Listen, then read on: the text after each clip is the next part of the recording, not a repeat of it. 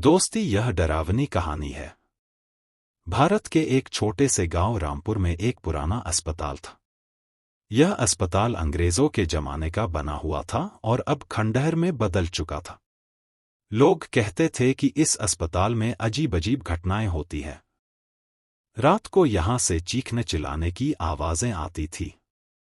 कई बार लोगों ने अस्पताल के अंदर रोशनी जलते हुए देखी थी, जबकि वह सालों से बंद पड़ा था।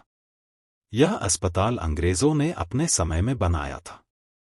यहां एक बार प्लेग महामारी के दौरान बहुत से मरीज आए थे। लेकिन जब महामारी नियंत्रण में नहीं आई तो अस्पताल को बंद कर दिया गया। उसी दौरान एक घटना घटी जिसने इस जगह को भूतिया बना दिया। कहानी थी एक नर्स की जिसका नाम रोशनी था। रोशनी बहुत दयालु और मेहनती थी। वह दिन रात मरीजों की देखभाल करती थी। लेकिन जब महामारी फैली तो एक दिन वह खुद संक्रमित हो गए। लोगों ने कहा कि रोशनी को सही इलाज नहीं मिला और उसने अस्पताल के एक कमरे में दम तोड़ दिया। तभी से लोग कहते हैं कि रोशनी की आत्मा वहीं भटक रही है। रामपुर गांव के लड़के लड़कियां हमेशा उस अस्पताल को लेकर उत्सुक रहते थे। खासतौर पर अजय, जो गांव का सबसे निडर लड़का था।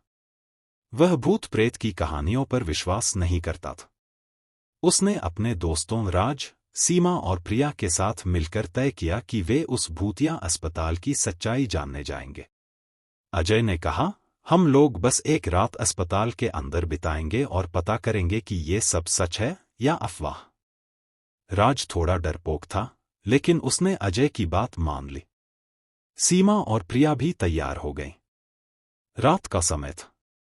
चारों दोस्त टॉर्च और कुछ खाने पीने की चीजें लेकर अस्पताल पहुंचे। अस्पताल का मुख्य दरवाजा टूटा हुआ था।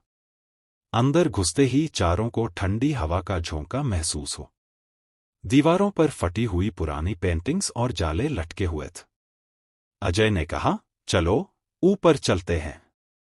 लोग कहते हैं कि दूसरी मंजिल पर सबसे ज्यादा अजीब घटनाएं होती हैं। चारों दोस्त सीढ़ियों से ऊपर जाने लगे। हर कदम के साथ उनकी दिल की धड़कन बढ़ रही थी। दूसरी मंजिल पर पहुंचते ही उन्हें एक कमरे से हल्की सी रोशनी दिखाई दी। राज घबरा गया और बोला, यह सब मुझे सही नहीं लग रहा। हमें वापस चलना चाहिए। लेकिन अजय ने उसे चुप करा दिया। डरने की कोई बात नहीं। ये सिर्फ पुरानी कहानियां हैं। जैसे ही वे कमरे के पास पहुंचे, उन्हें किसी के रोने की आवाज सुनाई दी। प्रिया ने डरते हुए पूछा, ये आवाज कहां से आ रही है? अजय ने हिम्मत करके दरवाजा खोला। अंदर का दृश्य देखकर सबकी चीख निकल गई। कमरे के बीचों बीच एक सफेद साड़ी पहने महिला खड़ी थी। उसका चेहरा धुंधला था, लेकिन उसकी आंखें चमक रही थी।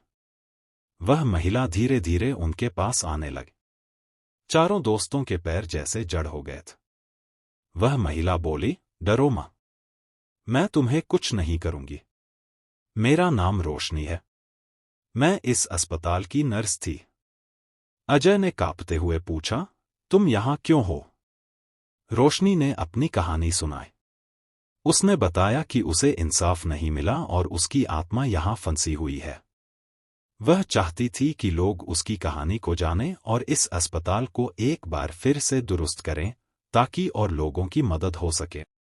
अजय ने हिम्मत दिखाते हुए कहा, हम तुम्हारी मदद करेंगे। लेकिन हमें पता नहीं था कि यहां सच में आत्माएं होती हैं। रोशनी ने मुस्कुराते हुए कहा, अगर तुमने मेरी कहानी सबको बता दी और इस अस्पताल को दोबारा सही करवाया, तो मैं शांति से चली जाऊंगी। इसके बाद वह गायब हो गए। अगले दिन चारों दोस्तों ने गांव के सरपंच और लोगों को सब कुछ बता दिया। शुरू में किसी ने उनकी बात पर विश्वास नहीं किया। लेकिन जब चारों ने रोशनी की मौत की कहानी और उसके कमरे का वर्णन किया, तो गांव वालों को यकीन हो। गांव वालों ने मिलकर अस्पताल को साफ करवाया और वहां एक छोटा क्लिनिक खोल दिया। धीरे धीरे वह जगह अब भूतिया नहीं रही। कहते हैं कि रोशनी की आत्मा अब शांति से कहीं और चली गई। यह कहानी हमें सिखाती है कि डर और अफवाहों से सच को दबाया नहीं जा सकता। अगर हम सच जानने की हिम्मत करें, तो किसी की भी मदद की जा सकती है। दोस्तों यह कहानी कैसी लगी कमेंट में ज़रूर बताना दोस्तों वीडियो को लाइक और सब्सक्राइब कर देना दोस्तों प्लीज।